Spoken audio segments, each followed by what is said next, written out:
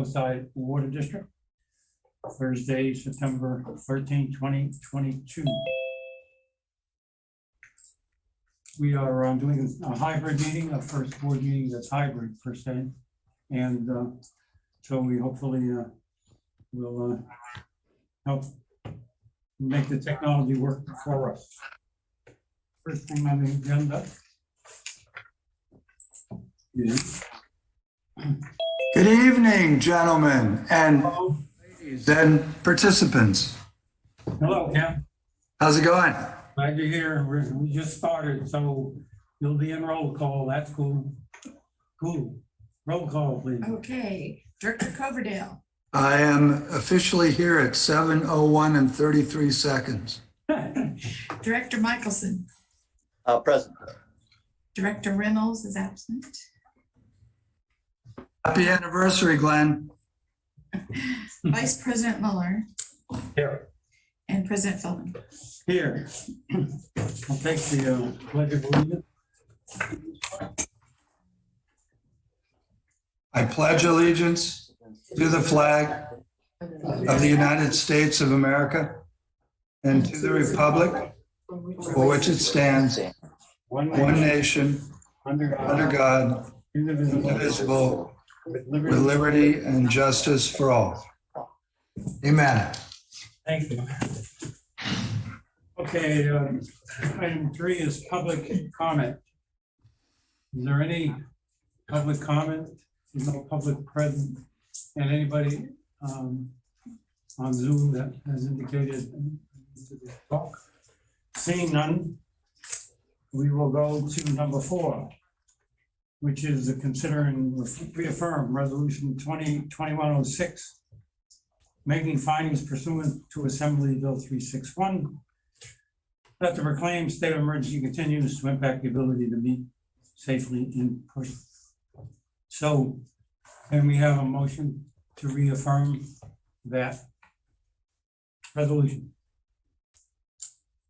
I will so move at this time to reaffirm by motion resolution 2021-06, making findings pursuant to Assembly Bill 361, that the proclaimed state of emergency continues to impact the ability to meet safely in person. Okay, do I have a second? Second, Here a second, okay, you can have a roll call, Okay, please. Director Coverdale, yes. Director Michelson, Yes. Director Reynolds is absent, Vice President Mueller, Aye. President Feldman. Yes. Item number 5, consent calendar. Does anyone wish to have anything removed from consent calendar or to talk to it later at this point in the discussion? Okay, hearing nothing, I move we approve the consent calendar as presented. Okay, have a second. I'll second it. Have a second. Can we have a roll call, please? Director Coverdale, Yes. Director Michelson, Yes. absent, Director Reynolds is absent, Vice President Mueller, Aye. President Feldman. Yes. Okay, item 6, meetings attended or director comments. Do I have any comments or meeting reports? Mr. Chair, I would like to make a brief comment. Okay, Thank you. Director Mo. Region 5 of Aqua will be having a major conference down in Monterey on Thursday, Friday, October 6th and 7th, which the program is going to be very special. Unfortunately, I cannot make it. I have another obligation, but I will turn over the agenda for that program to our staff, and they can push that out and see if there's another board member that would like to go, if it's possible. Because I think it's a very special trip down there. But unfortunately, I cannot make it. So Okay, is that's live only, right? There's not no Zoom. no Zoom on that one. Okay, so if there's any interest in attending that, let Lisa know. Alrighty. Any other comments? Meetings? Okay, item number 7, general business. First thing on the agenda is approval of professional services agreement with EKI Environment and Water, Inc. for construction management and inspection services for the Grandview Water Main Replacement Project. Okay, Mary, you want Yeah, I'm gonna let James do this one, but we also have John Sutter, who's joined us from EKI. Thanks for joining us, John. Ken has his Yeah, hand. no problem. Thank to? you. I'm sorry. I was just saying hi to Jonathan. Hi, Jonathan. Hi, everyone. I like the new hybrid setup here. Don't look too many directions at one time. I'm not sure where to look, but anyways. This is for the approval of a professional service agreement with EKI Environmental Water for construction management and inspection services for the Grandview Water Main Replacement Project. We've requested EKI to find us an inspector for construction that's going to actually start in a couple of weeks. They're mobilizing Friday and they'll be starting pits for the crossing of Highway 1 next week. Again, we're going to do a jack and bore across Highway 1 and replace all the internal piping within the Grandview neighborhood. This is a project that does two things: replace the infrastructure in the neighborhood and gets ahead of the city's Highway 1 North improvement project, so that we have a nice new pipe underneath the highway. The amount for the contract is $132,800. I asked John to plan for the worst case scenario that they take every day of the contract and we need the inspector 8 hours. So it's time and materials. We're going to probably be very well under this amount. And there's a little bit of money in there for EKI to be managing the inspector and doing construction management as well. We already have them under contract for engineering construction services under the different agreement in the amount of about $38,000. And that is for all the submittals and approval of the materials. If you have any questions, I'm here to answer the questions. Attachment A is their proposal, and also the resume of the inspector will be assigned to the project. John has worked with this firm before at Cecil & Cecil, and we want to make sure that we have good inspection services for this project that is $1.5 million. We don't want to burden staff and run them around trying to cover the inspections. Get the best product we can from Casey Construction, and they're out of Emerald Hills. If you have any questions, me or John can answer. Any questions? Or anybody? So this is time and materials. Yes. So that's the upper limit, 132. Yeah, that's absolute max. Not to That's exceed. the max, and there's no formal proposals other than he knows that's the limit, and if he goes over that, it's. Right. Okay, and these people you've done work with before, they don't work for EKI, they're a person. They're subconsultant. Separate firm, correct. Grandview, we're doing there's a lot of stuff going on Route 1. Yeah. How does what we're doing, the jack and bore into the one tie into all the other things that seem to be going up there? Is it a different, away from everything else? So we looked at the Highway 1 crossings in that vicinity. EKI helped us. We potholed and did a condition assessment. And it was EKI's recommendation with the city project repaving Highway 1 over the top of that pipe, that we should go ahead and replace the Highway 1 crossing, in addition to the already planned project replacing all the pipes inside Grandview. Sure. The pipe that goes down Grandview is undersized for fire flow requirements. And then the mains that feed the lateral streets is 2-inch PVC, Schedule 40. So it's substandard material and much smaller than acceptable engineering standards now. Is where we're going under one, Yes. near where they're doing all the other work on one. That's what I mean. It's just past where PG&E was recently Okay, doing the gas that's where they're doing project. it. for No, my it's friends. the whole place is ripped up. I'm just trying to Right. find. We're beyond that. So we're Yeah, not, it's just past the recent PG&E gas main. okay. Just couldn't see how much more they could take over there and stuff like that. John? Yeah, and while we're on the subject in that area there, that will continue to go all the way up to the past development of Pacific Ridge.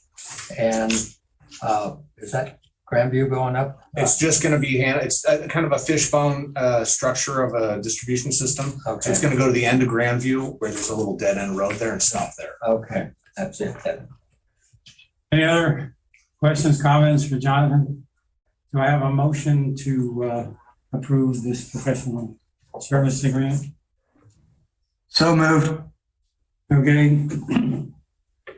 Anyone or kind of have to read? Yeah. Yes. I can read it. Do you want me to? Yeah, right. I'm not going to read it till it gets seconded. I will second it. I'll second it. I didn't realize it. John seconds.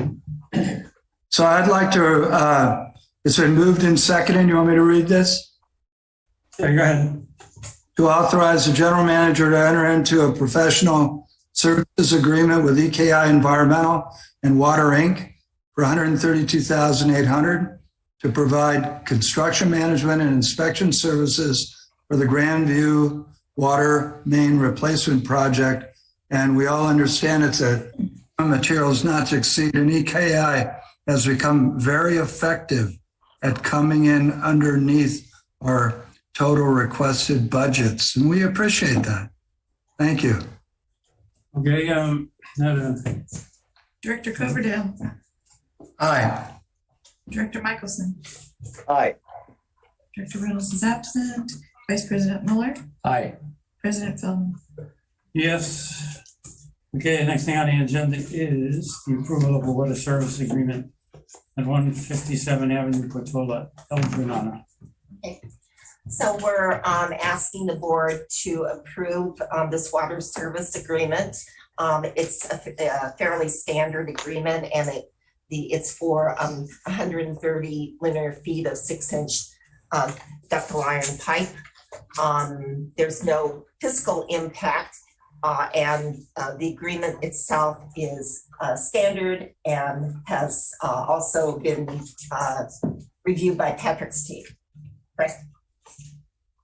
Yes, and the applicant. And the applicant. Okay, any questions, any comments from the director? Yeah, I could make a motion and a comment if comment period, if I get a second. So first the motion, Mr. Chair, I would move to approve the attached water service agreement between Coastside County Water District and Shane and Kathleen Freitas for construction of a water pipeline extension to 157 Avenue Portola in El Granada. Okay, Second. have a second. And then a comment is, I've reviewed this and I would like to thank this party for moving forward with our water system and hookup, because congratulate them. I think it's a very valuable asset for our community to have that there. So thank you for moving forward with it. And I think you'll always appreciate having water from Coastside County Water. Okay, and I have a roll call. Director Coverdale, Aye. Director Michelson, Yes. Reynolds is absent, Vice President Miller, Aye. and President Feldman. Yes, that reminds me that during the consent calendar, I neglected to indicate that I had reviewed the financial on the calendar for accuracy and all is in order. So thank you. All right, next thing on the is the waive the procedural requirements for sealed competitive bids and authorize the general manager to procure materials for the Nunez magnetic flow meter. Okay, I'll turn that over to Mary. Recording in progress. Sorry, Uh-oh. Chris, I think. was that Yes, Chris, you'll need to go on mute. who? Chris. He's on mute. Yeah, he. No, I just got onto my laptop instead of my phone, so I'm muted now. Thanks. Okay, you're back Okay, on your laptop. Okay, so. so So the airline finally got your laptop to you? Is that what happened? Yeah. It's always something. okay, so I'm gonna ask James to present this item as well. Thank you, Mary. The production report, as it currently stands, especially the Nunez production number, is a mix of numerous meters and estimates of flow. At Denniston, we currently have a magnetic flow meter that reads in both directions, water going in and water going out, because oftentimes water is entering the Denniston tank from Nunes. Vice versa can happen when we have enough water at Denniston. Water can actually flow into the Nunes tanks. So we don't have a really a single good meter that will record what's going in and out of the tanks at these treatment plants. So we're proposing that we put in a magnetic flow meter at Nunes so that we have essentially 2 meters in the system that will record how much water has gone to distribution. So we'll have a much more accurate number. We hired Fire and Loretta, an engineering firm that we worked with in the past, to do a simple design for bidding purposes. As we got closer to the design, Darren and I were talking about the procurement issues that we're facing with the Nunes project and also in general, and proposed to Mary that we purchase the materials ahead of time. We'll save the 20% markup and not go to bid and wait months for them to start. So we would like to order these materials now. The amount is $88,869. Core and Main was the low bidder. We had a variety of bids. Not all of them were complete, and some said that they couldn't get the materials for many months. Core and Main has said that they can get this material to us in a few weeks, if not just a month or two. So that was my question as I read this. We did do a bidding process. We did. It was I mean, we did informal. not- It wasn't We sealed. did not do this. It envelopes. wasn't the official sealed envelope. Exactly. Because before you could get to do that, you found out that the other folks were not in a position to do the bid. Right. So we got partial competitive bids from the other So there was the other some- providers. There was some effort to make this Absolutely. the procedural bid that we usually do, but we couldn't achieve that. What you want to do now is to go forward to get this stuff at a discount and then go to get someone to do the work to actually install it. Right. And we're going to be looking for the contractor, the low bid contractor, to provide the labor and equipment, the flow meter itself, and the vault. We don't want to handle the vault. So this is for the pipes, valves, and the fittings. Okay, And we just want to make sure it's ready to go so we don't wait around for parts to arrive like we have on other projects. so we couldn't achieve our objective. Any comments or questions, Ken? Yes, I don't really know the reality, and so I shouldn't say this offhand, but I resist this thing being called an effluent water meter, because we don't have effluent water that I know of. And so I'd like to have the wording be changed in our report. Sure, we can call it a production meter. That sounds great. We do produce water, We do. but I don't think we produce effluent water. I don't know. Okay, so we'll make that change in the. Certainly. Other comments? Okay, do I have a motion to go forward with this? I move we waive the procedural requirements for the sealed competitive bids, authorize the general manager to purchase underground parts, valves, and fittings from Core and Main, Inc. for the installation of a magnetic flow meter at the Nunes Water Treatment Plant at a cost of $88,869. I have a second. I will second it. Okay, Okay, Director Coverdale, Yes. Director Michelson, Yes. Vice President Mueller, Aye. President Feldman. yes. Are you okay? I'm just checking. Okay, item D, Okay, San Mateo County Civil Grand Jury Report. The other water worry is your water provider prepared for the big one. So I'll ask Mary to fill us in on that. yes.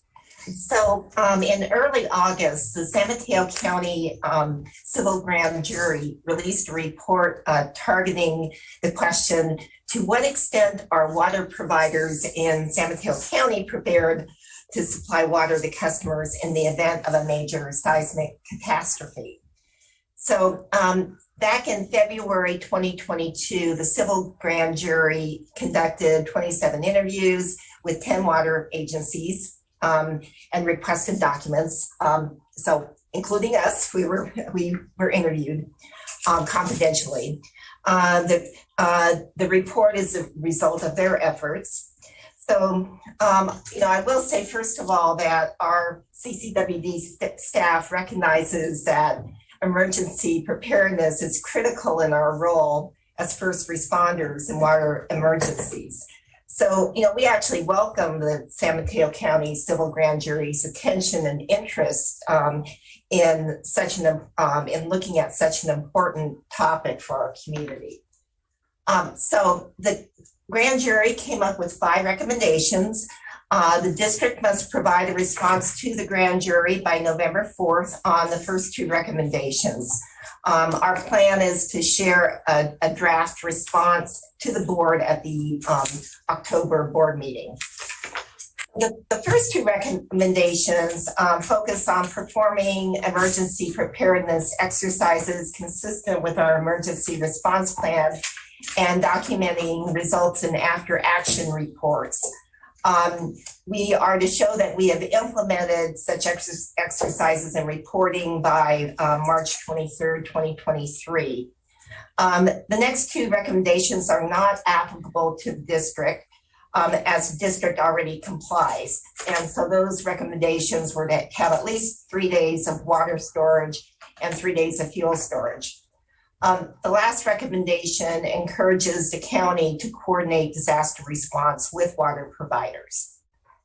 So in addressing the grand jury's first 2 recommendations, I would like to know a few things. First, last year, in accordance with the American Water Infrastructure Act, we had to first conduct a risk and resiliency assessment of our system, and then prepare an updated emergency response plan. District staff spent over 250 hours on these endeavors, along with our consultants who we hired, Lunch Consulting, who also spent 350 hours. So these were monumental efforts. Our updated emergency response plan was certified with the Environmental Protection Agency in December 2021, which includes the FEMA forms and checklists for incident command. So, the emergency response plan was new, particularly very new at the time of the interviews. So also, I want to note that in the summer of 2021, district staff also completed the local hazard mitigation plan with the county of San Mateo. And that plan was certified with FEMA in December 2021. And that by having that plan certified, we would be eligible for FEMA funds in a disaster. I will say that the last few years have been challenging in being able to do interagency tabletop and other exercises given COVID. And as we know, we're staying in this board meeting today, really for your first time in 2.5 years. So, but however, we actually have a number of activities in the works. And James, do you want to comment on those? Some of the activities that we're working on right now? Certainly. In October, we're going to be doing a tabletop exercise with the county OES. They're going to do a tsunami scenario. I was talking to David Cosgrove today, and it was interesting, just even the quick conversation about how I would look at things in that kind of emergency versus him, and realizing that he wouldn't even bring fire trucks in after a tsunami. So we're looking forward to that. That will be on the 5th of October. And then on the 20th of October, there's an event in memorial of the Loma Prieta earthquake. It's called the Great Shakeout. Schools, government agencies, hotels will do an earthquake simulation just to go over the drills that you should be doing for earthquake preparedness. In December, we have invited Coastside Fire and CAL FIRE out to the Nunez plant to do confined space rescue training. I thought it was just going to be a half day. They're pretty excited about it. We're going to do 3 days up there so they can get enough staff in there to go through it. And we're happy to host up there. So they're excited about that and relieved that we can get together again without concerns or big concerns for COVID. We will still be safely distanced. And we're also planning a mock exercise with the Pilarcitos Emergency Raw Water Pump with San Francisco. They're doing some repairs to the access road, and once that's ready to go, we're going to coordinate with them, take all the parts out there and fire it up and make sure that everyone's happy with how we're going to set that up in the event that we have an extended power outage and we need to pump water from Pilarcitos over the spillway and to get us some water. So that's just what's coming up this year. So everyone's really excited about all these events, and I think they're going to be great.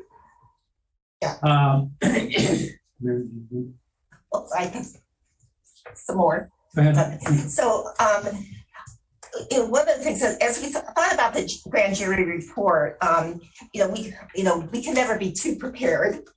And our small staff of 21 people are constantly looking at ways to prepare for emergencies that I would like to mention. First of all, our staff annually responds to a dozen or so after-hour emergencies of varying degrees of severity. So these could be anything from leaks and pipe breaks, storm damage, lightning strikes, and power outages, for example.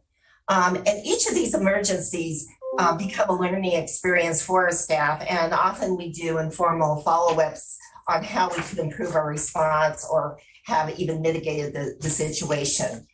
Our staff is poised to respond quickly, and generally we respond to emergencies within 30 minutes. Contributing to our ability to respond is the fact that we have invested in our own emergency response equipment that enables staff to be on site quickly with the right equipment. So in the staff report, I listed some of our investments, but these include our work truck, our new valve truck, our backhoe, for example. In addition, we also have very good relationships with local contractors and local agencies to be able to respond quickly. And we keep, with updated contact lists. The other piece, our CIP, as we all know, is 68 million, and to replace aging infrastructure and improve our seismic resiliency.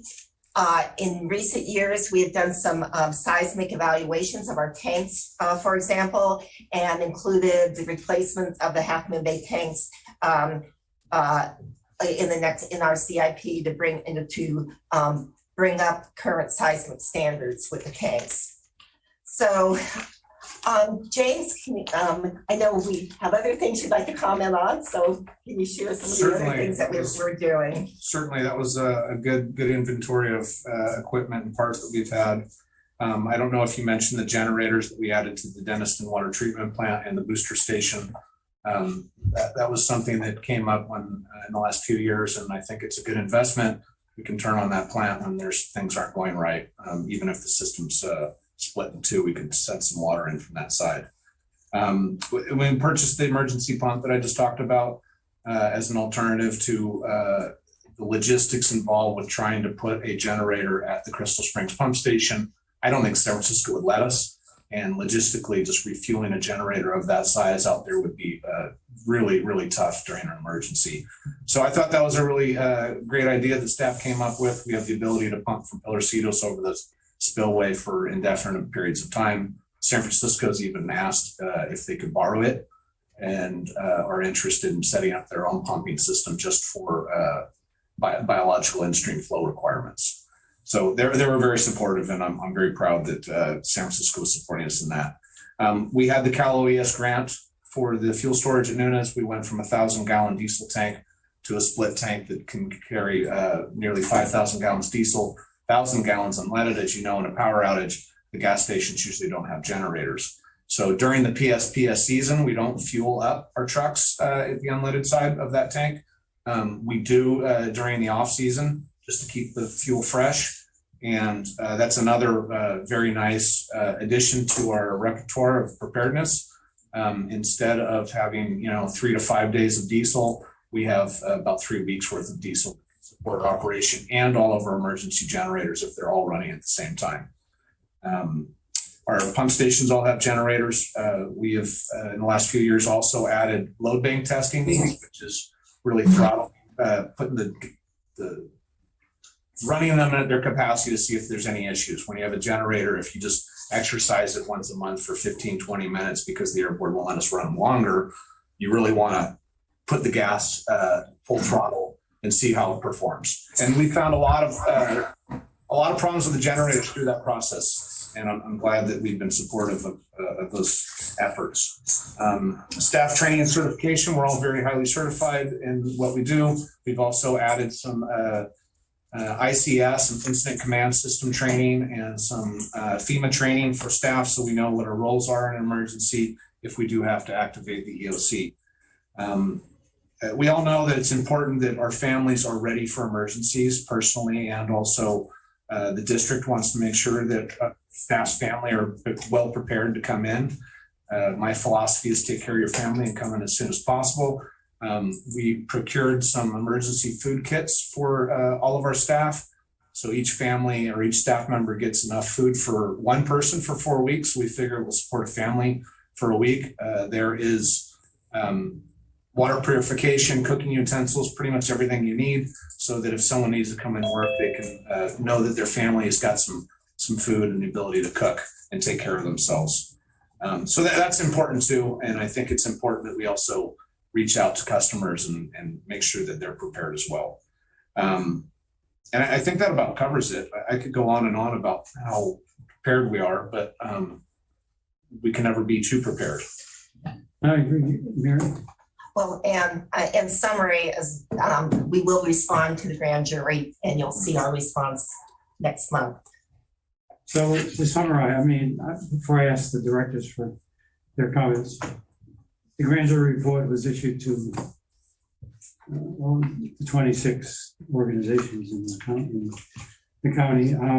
They selected 15 to move forward with, and of that, 12, I guess, are the ones that they did the data collection and presentation for.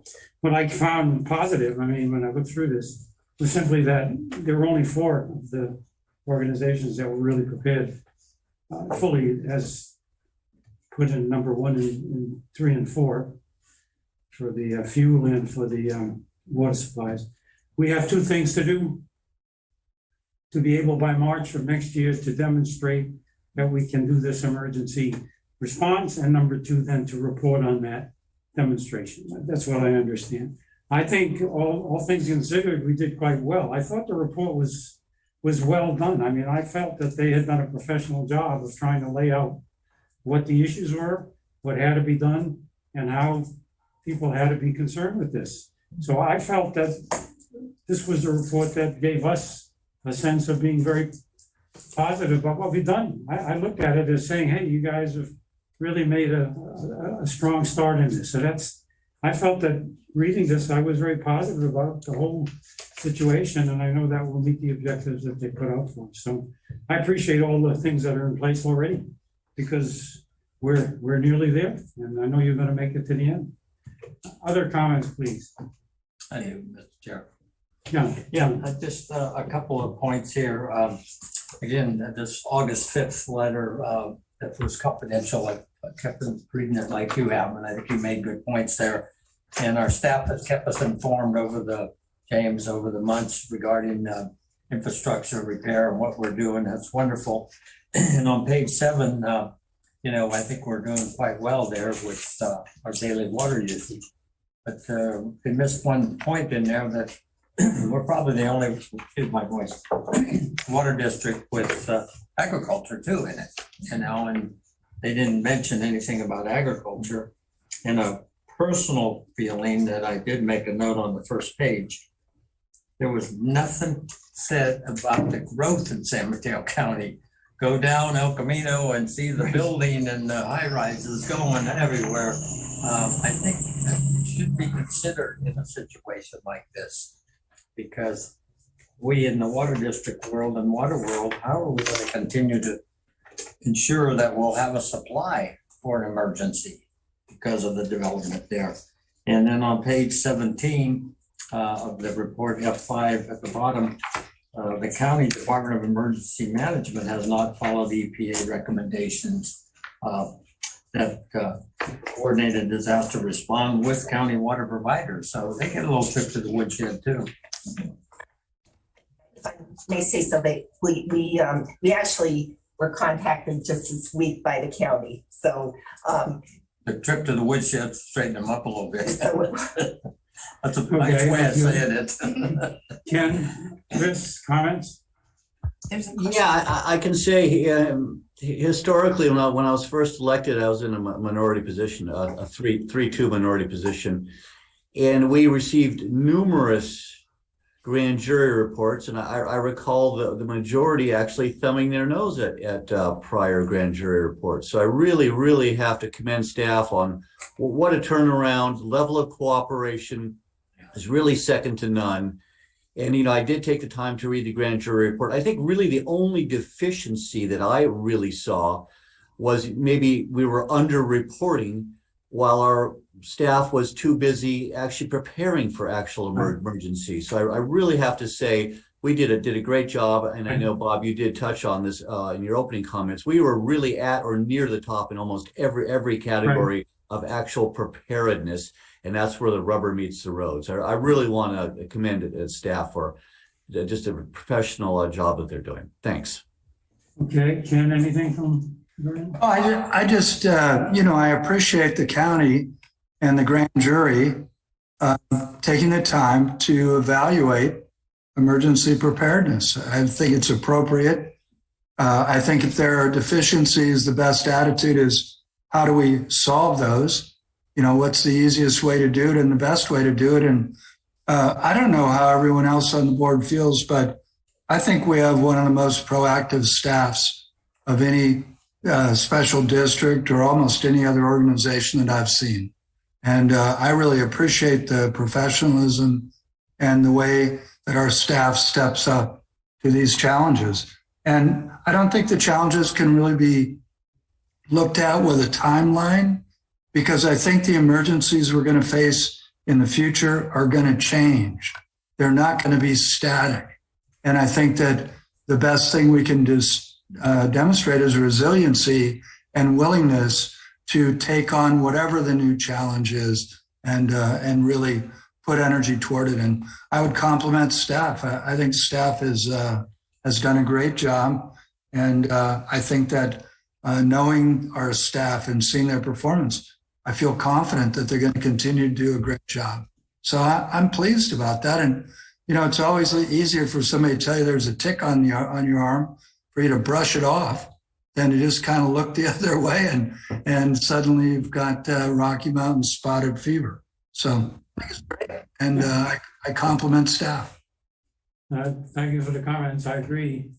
I think we're doing really well, and I was pleased that we came out as what I consider as well as we did in this grand jury review, and I'm very positive and appreciative of the work of our staff. And we'll meet the objectives and look forward to making that exercise in the future and reporting on it. Keep up the good work, guys. There's a question. There's a question. There's a question. I'm from the sorry. audience. Virtual question. Oh, virtual, go ahead. Is that me? Yes. Hi, thank you for taking my question. I hope this is an okay time to ask. A lot of my neighbors and all of my building mates, I live in a fourplex in downtown Half Moon Bay, have been experiencing brown water in the shower and the sink lately. And I was just curious what's happening there.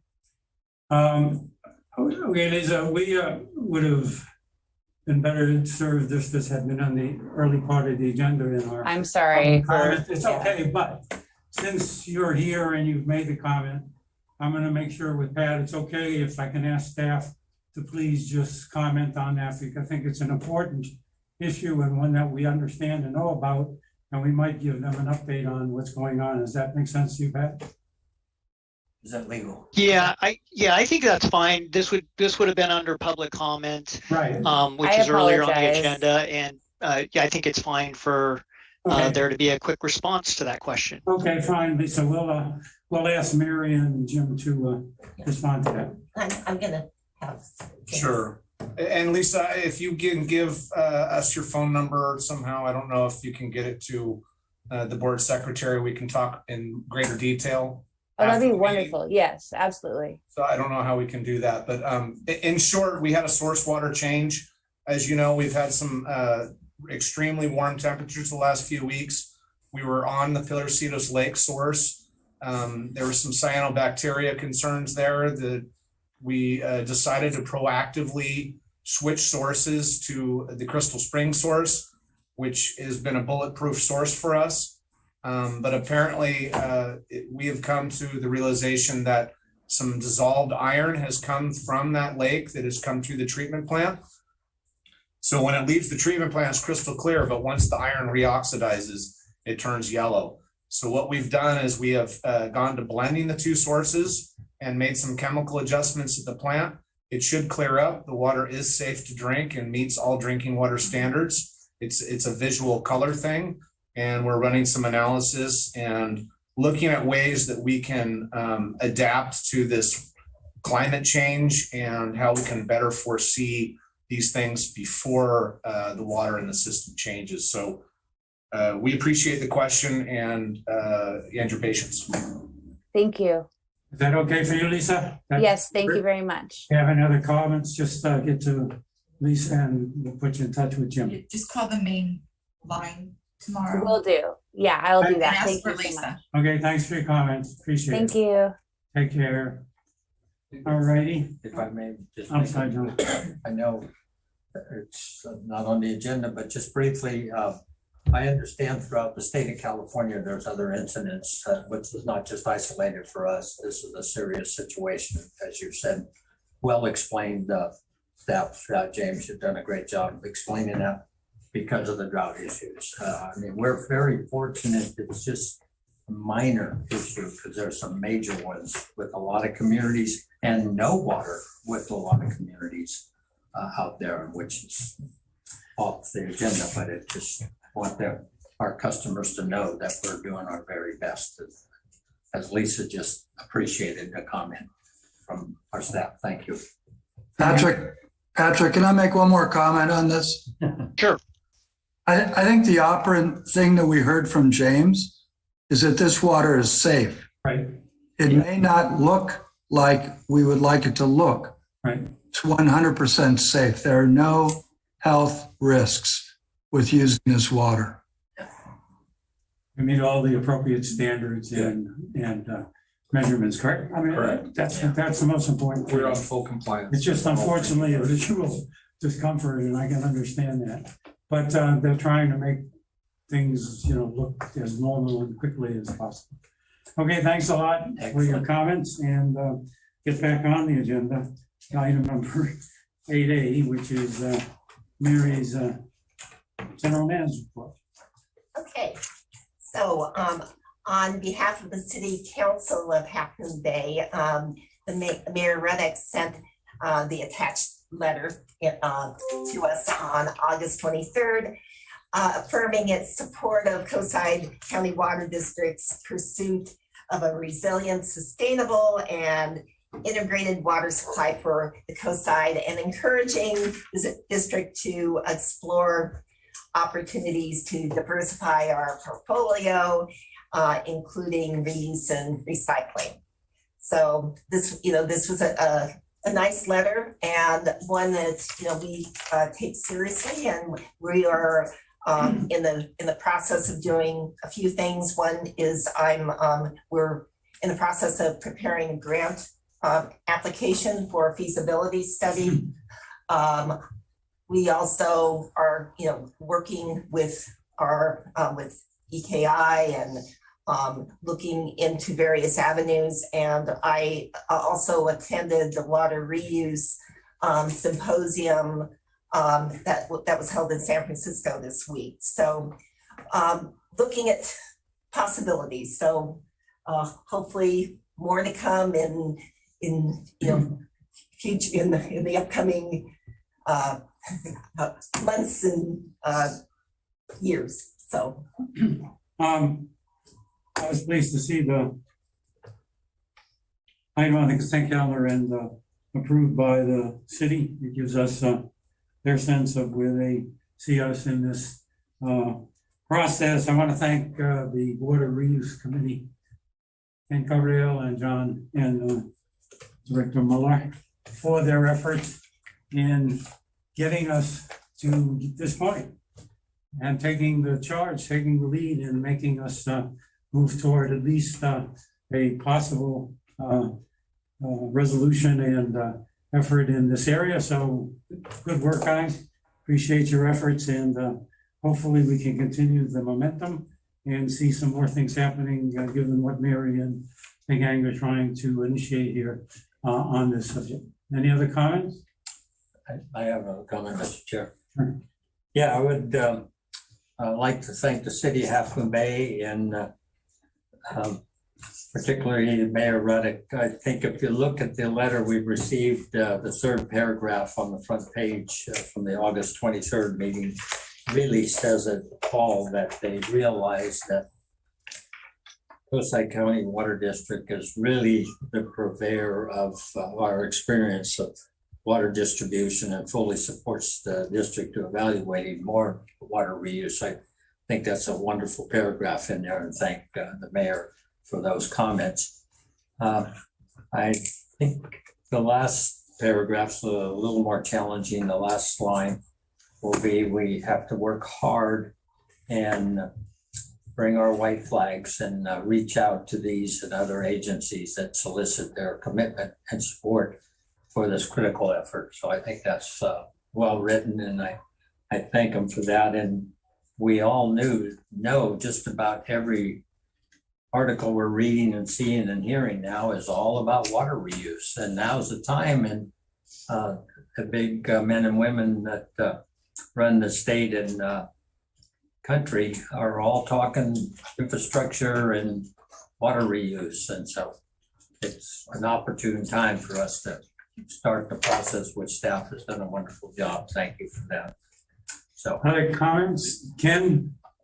I would just like to say that I couldn't say it any better than Vice President Mueller just said, other than to add my thank you to Mayor Rock and to the City Council, and tell them that we really appreciate them stepping up and making this statement, which clarifies our position and I think demonstrates a willingness to cooperate and move forward. And it's taken a long time, but we don't have to go through the history. We can start with the adventure going forward. And I don't know if it's appropriate to write a note to them back, or maybe just through conversation or the minutes, but I'm really thankful to see the city take this step. It really, reading that letter, I just thought, wow, we can work together. It's fantastic. So anyway, I appreciate it. And I think John said it best. I have another comment. John?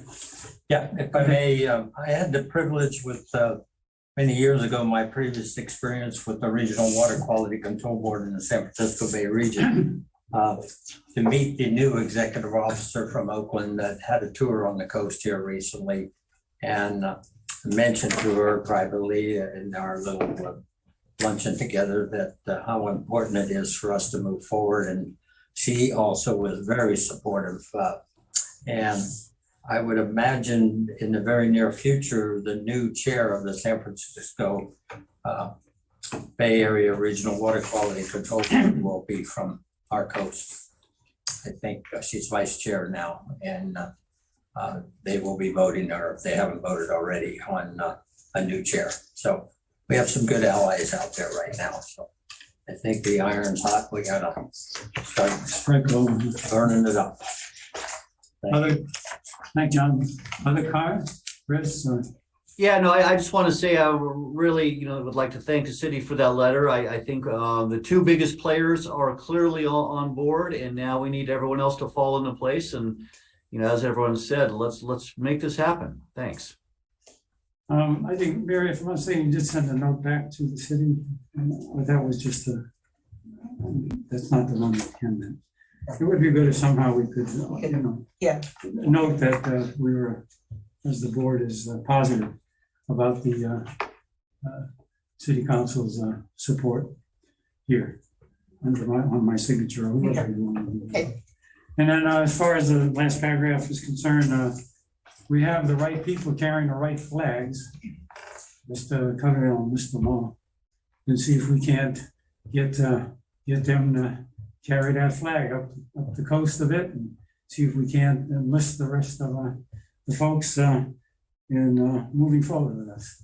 Good luck and Godspeed, I guess. Next thing on the agenda is item B, superintendent of operation. I'm sorry, Mary, is that what you're going to do? Yeah. Item B, superintendent of operations report. Thank you. I'm pleased to report that Denniston Water Treatment Plant has been running during the week most of August. Hat goes off to staff. They have it running right now at 350 gallons a minute. If you asked me this last year, I'd be very surprised that we're still running. So they're very proud of their accomplishments out there, and so are we. Carson, Darren, and Chris have all now have their Class B permits. DOT is requiring formal truck driver training before you can get your B license. We've been clearing brush at the old Denniston well sites to evaluate what we have and what we can do with the old well sites. More on that later. The sources for last month were Pilarcitos Lake, Denniston Reservoir, and the wells in Crystal Springs. Projects, we didn't do a Nunes update because it's a little bit lean on what's happened out there due to the suspension of work, waiting for parts. But I just thought I'd give you a little list of what's happened out there. It's been mostly electrical contractor out there. He's done the air scour conduits and the control panel. The flow meter on the filter to waste pumping system is in. They've tested one of the panels, the main switch gear, replaced a couple 200 amp breakers, and we're anticipating that the knife gate will finally arrive at the end of the month and we can get that set basin going. So we're hoping that's going to happen, and we welcome Ranger back on the job site to wrap this project up. So far so good, more on that later. Hopefully things will line up for us. Grandview, we just talked about that. They're going to be mobilizing next week, or Friday rather, and next week, and starting the pits. Pilarcitos Crossing, we have successfully pulled an HDPE line under the creek, and they're working on testing and connecting it to the Safeway side and the Pine Willow Oak side. No hiccups there. They've been doing very well there. They've communicated well with the community out there, and I haven't heard any complaints. So we're proud of that. Mirami's Point Road design is expected in the fall of 2022. And the Half Bay Tank Replacement Project, HDR is finalizing 100% design, and we're getting very close to that. But we've got a little bit of time since we need to finish Nunes first. Any questions? I'm happy to answer. Questions or comments for Jim from the board?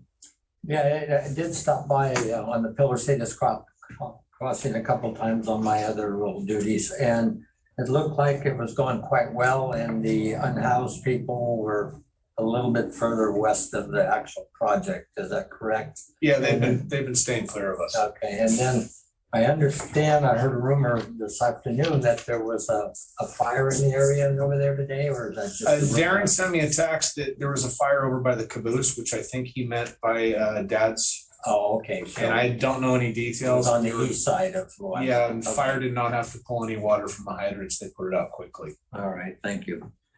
Yeah, it looked like they were doing a good job, and it's just the technology is just, that's why one of the reasons I wanted to check with them. And it looks like our environmental steward was there too, watching things and making sure that there was no sludge moving around where it shouldn't be. So I think you all did a great job on that project too. As it's been brought up all evening tonight, we are so fortunate to have all of you working with this district or for the district, because we sure could never do it without you. Thank you. Comments? Busy as always. Can't say these guys are letting any grass grow under their feet. But if they did, they have that big mower. I never go and cut all the grass out from under their feet anyway, so they got that comfort anyway, so that's good. All right, so next thing on the agenda is the Water Resources Report. And I'll ask Kathleen to share that with us.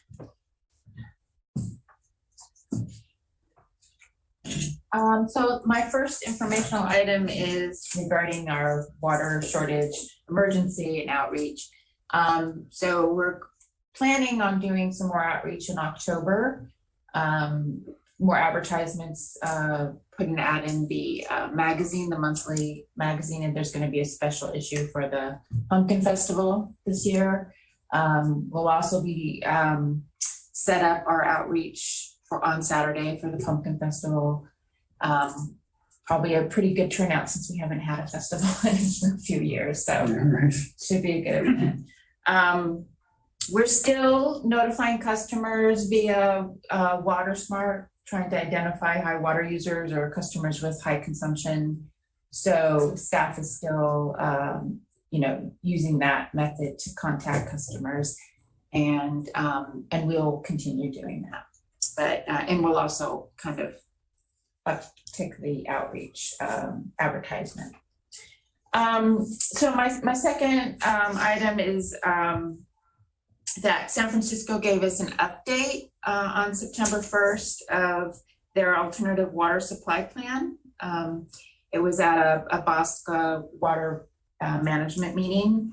The projects in this plan are to improve dry year reliability. So basically during droughts.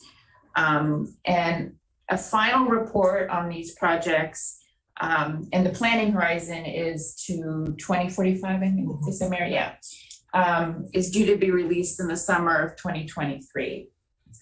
A preliminary estimate of the volume of water that could be added to the system during dry years, and that's if all the projects were implemented, that's a big if, is 35 million gallons per day.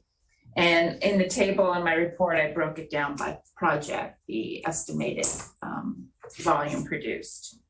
The project that would provide the most water in that list, if you notice, is the Calaveras Reservoir expansion of 20 million gallons per day, which is the bulk of the whole project, yeah. There's another project that is of interest specifically to Coastside County Water District, and that's the Crystal Springs Purified Water Project, which would be an indirect potable reuse project. I think they're going to change the name. I don't know what the name's going to be, but I think they're going to work on the name.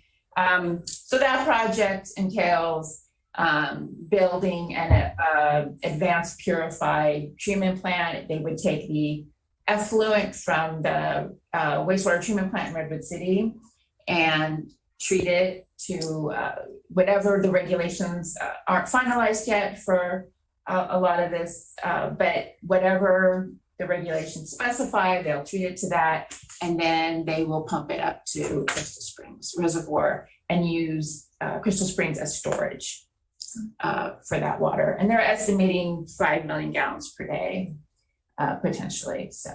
Yeah, Kathleen, I will mention at the, I went to a session at the Water Reuse Conference yesterday, and there's a panel of the parties involved with this project. So those parties include SFPUC, Bosca, Silicon Valley Water, City of Redwood City, City of San Mateo, and just recently added Mid-Peninsula Water District. And the efforts being also led by a person from Kennedy Jenks.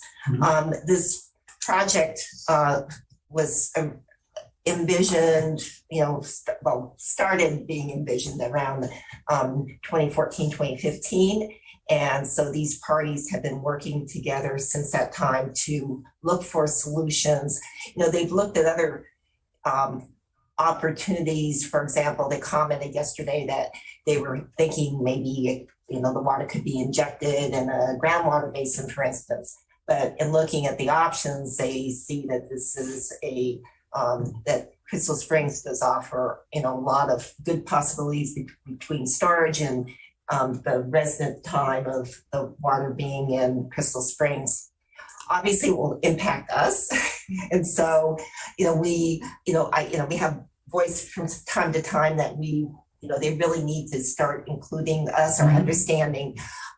These parties have all right now put money on the table to pursue this project. So if we wanted to join, we probably have to invest in it as well. But it is interesting. I think it's one that we'll need to watch closely, because it does give some additional supply to the regional water system. But it is, we will be having to take that water and treat it once, So there is a dilution factor Right. in Crystal Springs, so they have to take that into account. They can't, in theory, depending what the final regs say, there'll be a limit to how much they can add to Crystal Springs. But there's also potential with that project too. I think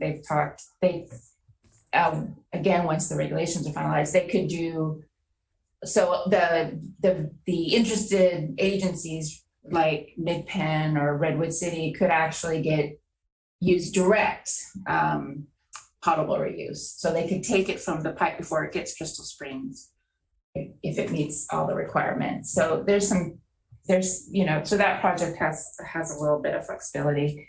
But of course our interest is, how it's going to change maybe the characteristics of Crystal Springs since we have to treat that water again. So I think that's about it, unless you have any other questions regarding the project. Oh, I should add, they're not going to add any more projects to this list because of the time frame we're trying to finish the project.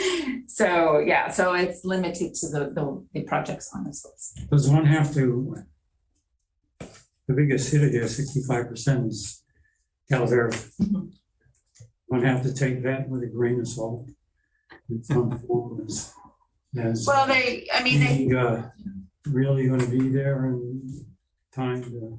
They'll have to do a feasibility. Right, so they're going to have to really look at. This is very preliminary. Okay. It does have potential. Okay, It's something they've been talking about for quite a while. Yeah, I'm glad to see they think it's there. Potential. I'm just realistically, is it gonna pay off? So we'll see. And we should keep really close, keep our eye on what's going on there. Even if we're not financially participating yet, or if we have to, you should let us know. But we should keep our eye on this, as Crystal Springs is our heartbeat, as it were, and we do whatever it takes to make sure we're keeping track of this, however you see that happening. Yes, if I may, I think I witnessed South Creeks over my patrol work, and it is really serious. La Honda's having a tough time, and I just want to remind us all to be very sensitive to this temporary meter situation that we have in our system, that our water has to be moved safely and properly. And we don't have a lot of water to share, but we'll have some probably to share sometime in a disaster. But I know it all goes through San Francisco PUC for the legitimacy of the legality of the tankers too, correct? So if you need potable water, there are state regulations on that, and I have a handout that I've given to people coming in looking for potable water. We can only give water out within our service area, right? Limited. So people from there that have come in they need to contact the county EOC, and then the county EOC coordinates with SFPUC and other water agencies to get them water if they can't purchase it, or if they have failed wells, whatever their situation. Right.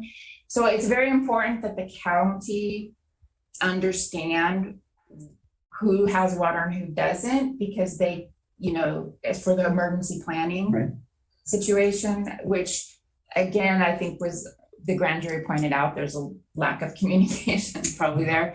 But San Francisco, I think, has the ability to provide water too in emergencies. So it's really important for you know, for properties in San Mateo County to contact, if they don't have water, to contact the EOC and for the county and explain that and try to get the help that they need. That is a great report there. Thank you on that. And now this is the big pumpkin that's going to blow up someday on us. But I'm really curious, and you guys are the professionals and more. Is there possible, would it be possible in the future technology to treat leachate coming out of Ox Mountain that's going to treatment plants on the peninsula? I mean, there's tens of thousands of gallons that move over the hill every day. You know, and that's not nice stuff. It's pretty nasty stuff. Yeah. That's what's coming out of the bottom of landfills, correct? Yeah, from the collection system. Right. Because that's a liquid. No, I would not recommend it. I'm not recommending it, but I Chris doesn't think, look like he recommends it either. Having worked with leachate Yeah. at a different jurisdiction, I would not recommend it. I regulated it when I was on the regional board. Let me tell you, that's We have enough nasty stuff. opportunities. Next. I always, On our hands. but I had to get that off. Okay, well, it's always. It's off. I'll give you that. Any comments, Chris or Ken? I move we adjourn the meeting. There we go. I second that. Anything for Kathleen, any other comment? Commend Great job, Kathleen. for her Thank you. comments, and the Coastside magazine, this last issue was very good, gave a good overview, good outreach to our community on the nature of what's going on without getting into too much detail in that venue. Other comments, questions, any items for director, agenda items going forward or meeting? I don't hear any. Given that, we will now adjourn our first board meeting in 2.5 years, Yeah, hybrid form, and I think it's been an outstanding success. Thanks to all the thank you. hard work by staff here in getting this all together. And it worked pretty well, and good to see you all from far-flung places, hopefully here in person sometime soon. And thank you all for your time and efforts. Have a Thank good, you. have a good Thank you, week. Bob. Stay Thank safe. you all. Take Bye-bye. care. Bye. Night, everybody. Get Bye. well. Night.